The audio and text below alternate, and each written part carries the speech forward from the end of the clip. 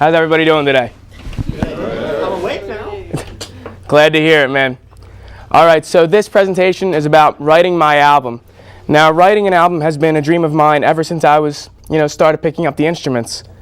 So I started off, playing the games like Rock Band, Guitar Hero, and, I thought to myself, why play these plastic instruments when I could play the real thing?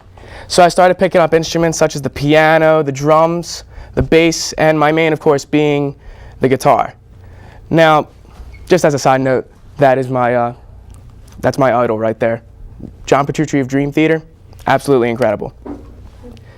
Now, this whole project, I wanted to get into a studio with my band, which consists of my man Justin Oakes over there, my girlfriend Kayla Dudek, and myself.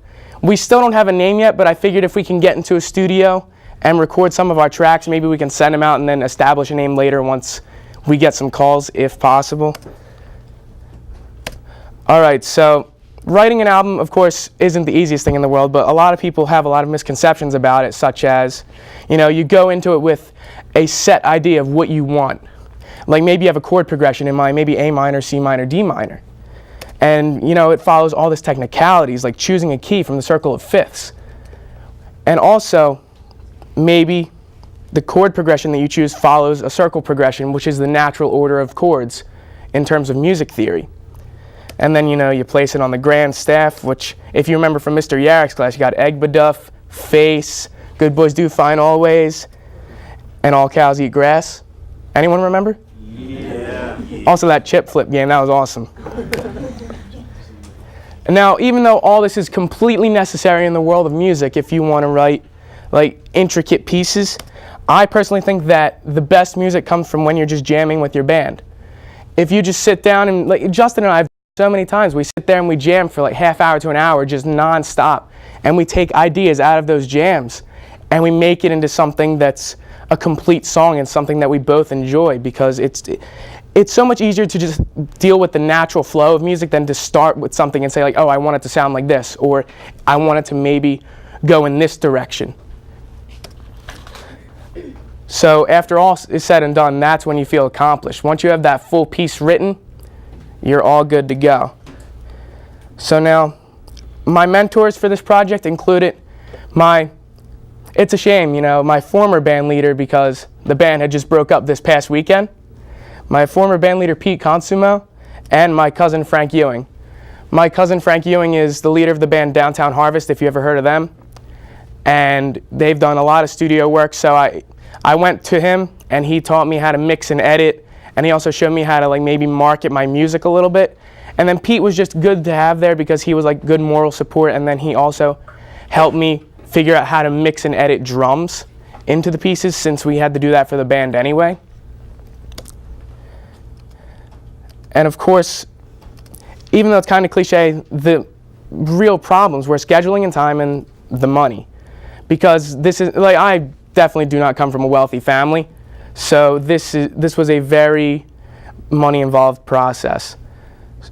I think I spent around $300 or $400 total on my own home recording equipment in order to get this project started.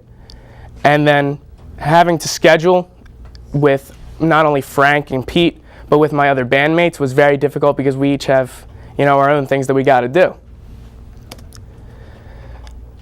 So after all is said and done, I'm proud to present you with my album.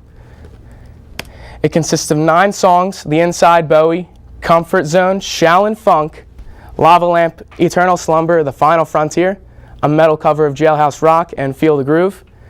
All these pieces range from, jazz and blues, orchestral, metal, and then even some like funk and electronic in there. So I really wanted to expand my horizons instead of just staying in my comfort zone, which is rock and roll and metal. And by the way, I'd just like to give a special shout out to Emma for making this album art, because it was a very last minute thing, because my cousin canceled right towards the end. And now, without further ado, I'd like to play something for you, if you don't mind.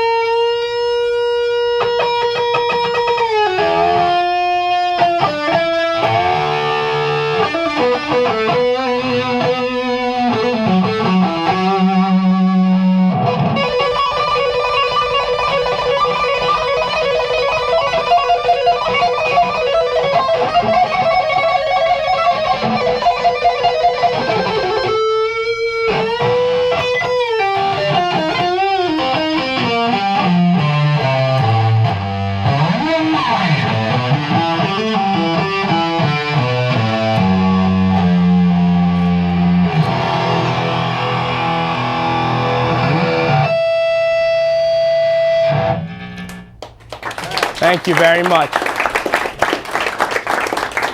Are there any questions, comments, or concerns? Jay. Which song was that? That was a little improv that I did for one of my friend's songs. It has yet to be recorded, so it's being added to the second album. But I figured I might as well give a little preview while I'm here. You gotta give us a preview to this album. Preview to this album? All right. Hey, say no more. Say no more. If you were at the Benefit for Friends, you would have got a preview. If you were at the Benefit for Friends, you would have got a preview. 30 seconds. I'm sorry. Okay, well, in that case, Nate? Was this like your individual album or the whole band? There were some individual songs. It was kind of like a collective work. I did some solo, but the majority were with the band. I think, let's see. My solo projects were Eternal Slumber, Final Frontier, and Feel the Groove. Everything else was either with Justin and Caleb.